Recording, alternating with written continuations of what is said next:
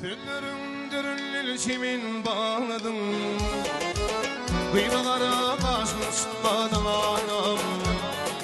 Boş kodunu ciğerimi dağladım, kıymalara karşın çıkmadan anam.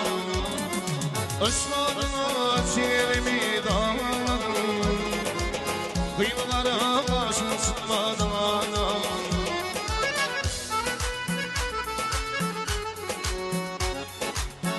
Güllü şehirde dillerdim yarlı, bilmeli pervan edip güllerdim yarlı. Bir bakta yetecek yollardım yarlı, çok yollardım bitmedim hala. Bir bakta yetecek yollardım yarlı, çok yollardım bitmedim hala.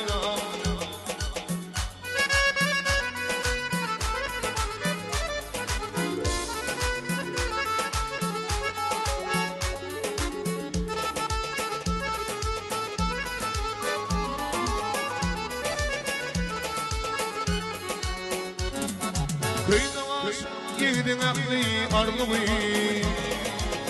kimin etiyle diklerim toğu. Senin bağlın bolsun, boğdun boğu, seni kulağım tutmadın hala. Senin bağlın bolsun, boğdun boğu, seni kulağım tutmadın hala. Kıymalara karşın çıkmadın hala.